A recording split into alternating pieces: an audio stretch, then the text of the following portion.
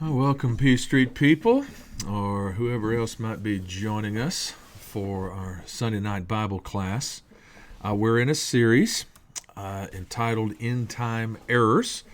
Just as a little housekeeping information, I will not be posting anything for next Sunday. We're going to be away on our vacation, our family vacation. I will be working on a lesson this week for a Sunday night Bible class, but I don't plan to post that until we get back. And part of that is I'm trying to prevent having anything to do on vacation where I can relax and hang out with the family without having to put a lesson together or something like that while I'm away.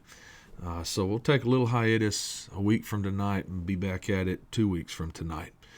Last Sunday night, we talked about the rapture and a particular view of the rapture, and noticed, where that teaching comes from, and how it rose in popularity, where it stands today. We looked at least one of the passages that's used as a proof text and demonstrated that it is not saying what they claim it's saying. And that, when you posit this rapture theory, this sort of invisible coming of Jesus, well, now you're going to have basically a third coming of Jesus, and you're going to have multiple resurrections and multiple judgments even, and things get complicated really quick. And I ended by demonstrating that my view of the end basis of Scripture is comparatively simple to what we get, for instance, from dispensational premillennialists. Now, another teaching in that whole dispensational premillennialism is one about the Antichrist. I'm sure you've heard this teaching in some shape, form, or fashion, or you've seen a movie that makes reference to it. There's this kind of popular view that there will be this malevolent political / religious leader who is going to come on the scene and wreak havoc prior to the second coming of, or we should say, the visible, technically third coming of Jesus in the dispensational way of thinking of things. And the Antichrist, again, it is a part of this. Let me bring this up. It's a part of dispensational premillennialism. And so and here's what's tough. Teaching on this evolves, and there's nuances, and there's differences as to how all this is going to go down, which makes all of this kind of suspect to begin with. But here's just a general sort of idea. I'm not saying that everybody gets on board with this, but here's the general flow of how dispensational premillennialists would discuss the Antichrist's place in dispensational premillennialism. But at the same time as the rapture, there will rise a powerful political and religious figure known as the Antichrist. And the Antichrist will make a covenant with Israel for 7 years, wooing them and showering them with blessings. And during this time, the temple will be rebuilt in Jerusalem. And in the middle of this 7-year period, however, the Antichrist will turn on Israel and launch the quote-unquote Great Tribulation. Now, some say the Great Tribulation actually starts with the start of the 7 years, not, coming to a head halfway through the 7 years. And again, this whole 7-year stuff is based on a particular view of Daniel and Book of Revelation and other passages. One writer, John Wesley White, in his book World War III, describes the Antichrist in this way: the prime mover in the events that will march man into World War III will be the Antichrist, a terrible personification of evil, who will work more wholesale havoc than any other human being in the history of the world. And such descriptions of the Antichrist, feel the pages of those who speak in terms of dispensational premillennialism. Hal Lindsey, we mentioned him in our discussion of the rapture last week. He believes that there will be not one Antichrist, but actually two Antichrists. One will be Roman, the other will be Jewish. They'll make some sort of pact at the beginning of this supposed 7-year tribulation period with a view towards protecting Israel, but then the Roman guy, the Roman Antichrist, will eventually break off his ties with Israel to usher in the Great Tribulation, or what he styles the War of Armageddon, that will culminate in the supposable Battle of Armageddon, where finally the forces of evil are defeated by Jesus and the forces of good. Again, you're going to find nuances and all of these kinds of things when people are writing books about this or putting together screenplays. And this stuff can sell, and it has sold. A lot of people have bought this hook, line, and sinker. But I got some problems with this whole discussion about the Antichrist. Here is, I guess, a representation of how I kind of think things have gone. And I'm not alone in this, but you'll notice that I have 1st and 2nd John in larger font. And the reason that is because in Scripture, the word Antichrist, Antichristos, and its plural form, Antichristoi, only occur in 1st and 2nd John. It occurs 4 times in the singular, and it occurs once in the plural. And what this means is you will not find the word Antichrist anywhere else in your New Testament, or anywhere else in the Bible for that matter, except in 1st and 2nd John. All right? And that's interesting because whatever these people might say about the Antichrist, it at least should fit the evidence of 1st and 2nd John, where the word is actually used. Now, they have a lot to say about this so-called Antichrist because they've kind of created this melting pot. The picture I've got makes it look more like a witch's brew, but they stir together passages from Daniel chapter 7 through 9, 2 Thessalonians 2, Matthew 24, Revelation 13, and it's almost like they just borrow the word Antichrist from 1st and 2nd John, not really going to pay attention to its context. Some of them don't even mention 1st and 2nd John, and some just sort of pay lip service to it, and they just kind of throw all of these together, and they stir it up, and that's how they've kind of created their particular view of the Antichrist. Now, we don't have time to go through each one of these passages. We could get lost. Not lost, but we can really get into the woods quickly. We just in summary fashion, here's what's going on. There's the view that Daniel 7 and 9 and Matthew 24 kind of give us the information to surmise, at least according to dispensational premillennialists, that there will be this tribulation period. I would argue that Daniel 7 through 9 and Matthew 24 are not talking about something yet future, but something that's actually a part of history, and that's the destruction of Jerusalem. But I'll digress from that. 1st and 2nd John and its use of Antichrist gets linked to 2 Thessalonians 2 because there's the discussion of the man of sin or the man of lawlessness there.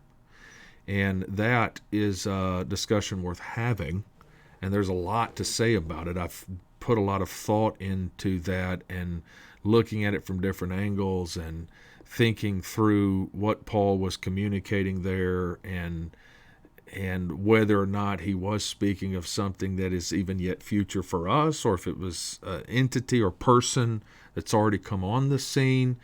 And I'd be glad to talk with you about that if you got questions about it. But just know that the word Antichrist does not appear in 2 Thessalonians 2, and there's no good reason after we look at 1st, 2nd John, to link the word Antichrist to the man of lawlessness.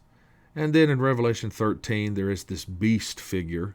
And my view of Revelation is that we are talking about something that would have certainly had meaning to its first readers, and that Jesus, through these visions of John, was preparing his people for the persecution that they would undergo in the context of the Greco-Roman Empire, specifically the cult of emperor worship.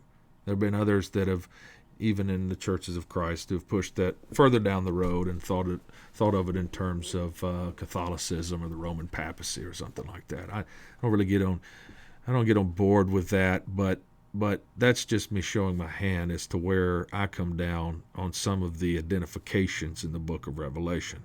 Certainly not some malevolent political/religious leader that's going to come on the scene, yet future to us, prior to Jesus' second coming, or again in the DPs, the disposition premillennialists, what would amount to a third coming, honestly, at that point. So what I want to do is, before we look at those passages that actually use the word Antichrist, okay, in 1st, 2nd John, and just look at what they say in those passages and what John's getting at, what he's trying to communicate, I do think it's interesting to take just a brief look at this. Let me bring this up so you can see this. Call it, "Will the real Antichrist please stand up?" Through history, as people have thought through some of this, various folks have been brought to the table as potential Antichrist. And please know that their identifications go hand in hand with the prediction of the end of the world. So, for instance, if you claim that Hitler was the Antichrist, then you're saying that within a relatively short period of time, according to dispensational premillennialism, there was going to be this big, huge battle of Armageddon on the plains of Megiddo, and that Jesus was going to come back. And of course, all of that hasn't happened. In fact, with all of these, some of these are kind of comical. Others of these are a bit more serious. Some would say, hey, that Antichrist showed up on the scene back during the Greco-Roman Empire. Some would say it is the Roman papacy. You can imagine those in the Protestant movement pointing the finger at Catholicism and its leaders. Of course, the leaders of Catholicism could point their fingers right back and say Martin Luther's the one that got off board here, and he's the problem, and Hitler, Mussolini, Stalin, mass murderers, Nietzsche, kind of the God is dead movement, a nihilist who just didn't believe life had any meaning whatsoever, and because of his sort of godless thinking, a lot of folks said, here's the Antichrist. As you can imagine, U.S. presidents, about every one of them, it will be at least be considered as the Antichrist in some circles, right? Gorbachev, Saddam Hussein, Osama bin Laden. We got Elvis and Barney, Bill Gates, right? A lot of people see microchips and all kinds of things in the book of Revelation. Bill Gates is a really, rich, smart guy that is tech savvy. He's the Antichrist. I would say that naming the Antichrist says more about the person naming than the one they are naming, right? Some of these identifications are based on a person's interpretation of text and theology. Some of these are politically motivated in some ways. Barack Obama, he's the Antichrist, and then as soon as he's out of power, and then comes Donald Trump, another group says, no, he's the Antichrist, and it's just gone on and on and on and on and on. And I don't see anything good coming out of it whatsoever. And it's hard for me to imagine that those that engage in this sort of speculation are honoring God in doing so. Because so many of these people writing these books, after every 5 years, it's time to write another one, get people fired up and thinking, man, it's about to be the end. And it could be, and it could not be, right? I just want you to see how some of this plays out for those that subscribe to this view that there will be this at least one Antichrist that's going to show up on the scene at some point. And folks love nothing more than try to pinpoint exactly who that is on the world stage.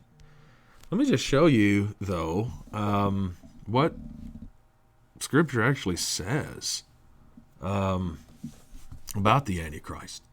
And we're going to look at 4 passages here in 1st and 2nd John, between the 2 books there, and then I'm just going to make some observations about what we've read. Okay, and so you can go, okay, whatever we might say about the Antichrist needs to fit what's actually said about the Antichrist. Okay, so 1 John 2:18, children, it is the last hour, and as you have heard that Antichrist is coming, so now many Antichrists have come. Therefore we know that it is the last hour. There's been a lot of discussion about what does John mean by the last hour? Was he thinking that the end was nigh, like it was about to come during his lifetime and the lifetime of his readers? I don't think so. You could argue that he's thinking in terms of the fact that we are living in the last days. We're living in the last days even now, just as John, Paul, and Peter were living in the last days. And that is that time frame between Jesus' first coming and his second coming. We've always been living in the last days. And, of course, a lot of folks today like to use that terminology to say that, this generation, our current generation, is living in the last days and that no one before us was living in the last days. That's just not true. And so maybe John's using the last hour in that sense, that all that's left on sort of God's prophetic clock is the second coming of Jesus Christ. But others have said, no, the last hour here, it's referring to a critical hour.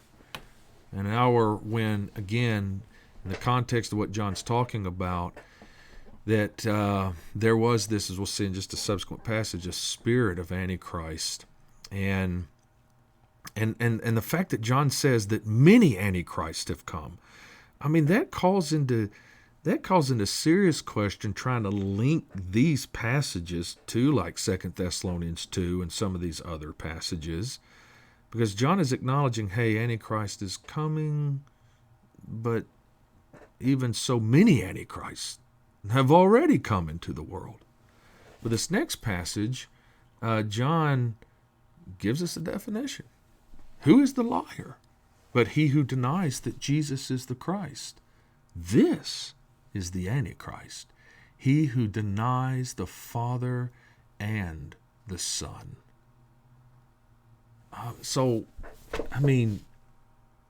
John's idea of Antichrist could actually be descriptive of many people. Anyone who denies that Jesus is the Christ. Anyone who denies the Father and Son. Anyone who does not confess that Jesus is the Christ. Anyone who does not acknowledge that Jesus is the Christ. It could be identified as an Antichrist. Another passage. 1 John 4:2-3. By this you know the Spirit of God. Every spirit that confesses that Jesus Christ is come in the flesh is from God. That's interesting. That there's an acknowledgement of the humanity of Jesus, the incarnation of Jesus, the second person of the Trinity. And every spirit that does not confess Jesus is not from God. What does it mean to confess Jesus? In context, it's just claim that Jesus Christ did not come in the flesh. And we know there was some incipient, maybe Gnosticism, Doceticism present even in John's day, and certainly blossoming in the 2nd century, where folks believed that Jesus only seemed or appeared to be human, but he really wasn't. Because after all, flesh is evil, inherently evil, so there's no way God could have actually become a human being, because if he did, he is inherently sinful or something like that. And their theology was bad. John says elsewhere in his gospel, the word, reference to Jesus, became sarx. That's the Greek word for flesh. And here John's taking them to task. Every spirit that does not confess Jesus is not from God. This is the spirit of the Antichrist. Now, it's interesting. We're not talking about an entity here. Let me put it this way. We're not talking about an individual, some malevolent world leader, demonic despot, We're talking about something that can sort of infect the thinking and the teaching of people. This is the spirit of Antichrist, which you heard was coming and what? And now is in the world already. I find that fascinating because so many people think of the Antichrist as someone that's yet future, even from our point of view. But how can that be when there were many Antichrists already in John's day, and that the spirit is not just coming, but it's already come? And then 2 John 7, for many deceivers have gone out into the world, those who do not confess the coming of Jesus Christ in the flesh. Such a one is the deceiver and the Antichrist. Notice, many deceivers have gone out. Many Antichrists have gone out into the world. And, when what was true in John's day to some, in its own way, in its own particular doctrine and teaching, against Christ, that's what anti means, against, it's true today. We have groups today, cults today, religious groups today that deny Jesus, that do not confess Jesus for who he really is. And so many of the people that might knock on your door, and you know who they are, that's where I begin, that's where I end. What are your thoughts on Jesus of Nazareth? What do you believe about him? Oh, you don't believe that he was God. We've got nothing left to talk about at this point. You don't believe he was a human being. You believe he was created or something. No, you're not confessing Christ for what is true about him. And in that sense, you're functioning as an antichrist. All right, so let's look at what John actually says. This kind of just summarizes some of the things we've said in passing. The Antichrist is one who denies that Jesus is the Christ, or who does not acknowledge Jesus Christ is coming in the flesh. Notice John's definition of this is not about some world demonic leader who's going to do this and who's going to do that and all of this. He is making a very sort of general claim about the nature of these antichrists. And in fact, there were many antichrists even in John's day, not just one or two. Okay, many deceivers, many antichrists in the world, even in John's day, and they're still around today. These antichrists are false teachers and not political leaders. That's interesting to me because, so many of these books that get written about the Antichrist, they begin looking at the United Nations, and they start looking at, the rebirth of Rome, and they talk about Russia. You'll hear them just discussing all of these geographical places and political entities and how the Antichrist is going to somehow gain power and control. And John, he doesn't mention any of that stuff. His discussion of antichrists are false teachers who do not teach the truth about Jesus, and we could even extend that to certain behaviors and things that are denied, or sin that is practiced in the life of these false teachers. And then one last thing we'll mention here. Anyone who teaches against Christ in the sense of denying his messiahship or his combined humanity and divinity qualifies as an antichrist. So what does that mean? Well, if you go back to my list I put up earlier, there were a lot of these folks that are listed are prominent on the world stage in some way. Elvis is interesting, Barney's interesting, and maybe those that identified them were doing so tongue-in-cheek. But we're often looking for the way that the Antichrist is rolled out in the doctrine of dispensational premillennialists. We're looking for someone that's on the world stage that's doing really bad stuff, And what's interesting is, according to what John actually says about the Antichrist, The Antichrist could be that seemingly sweet old lady in the neighborhood who's teaching the kids that Jesus is a myth. That is the Antichrist, right? That's a deceiver. That's may not even know her name, right? But John is saying anyone who teaches against Christ is an Antichrist. One last thing. To take the above verses, and I'm talking about the verses in 1st, 2nd John, the only ones in the Bible that use the term Antichrist, and to teach that we should expect one or two great deceivers near the end of time, calling them the Antichrist or Antichrist, is to give these verses in John a meaning far removed from their original intent. You just can't get around it. And so going forward, when this discussion of Antichrist comes up with somebody, maybe in the workplace or you see it on TV, hey, if you're able to converse with somebody, maybe they're watching the same program as you, or they got questions about it, or they like to talk about it, say, hey, let's just go look at what the Bible actually says about the Antichrist and see if it at all fits what you're hearing from these people. It seems to me these people, like I said, they've created this sort of concoction, this brew of putting all these passages together. And honestly, their only use of 1st and 2nd John is just the name. They've just ripped that name out of its context and they apply it to their various ideas about these individuals or this individual that's going to appear at the end of time. They do not pay attention to what the Bible actually says about Antichrist and its use of that word. And that's concerning.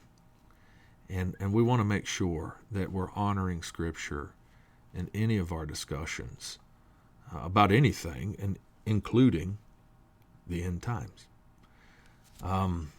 Hey, I thank you for watching, for kind of tuning in here. Like I said, we're going to take a hiatus next week, but we'll get right back at it with another end time error to work through 2 weeks from tonight. So again, thanks for watching.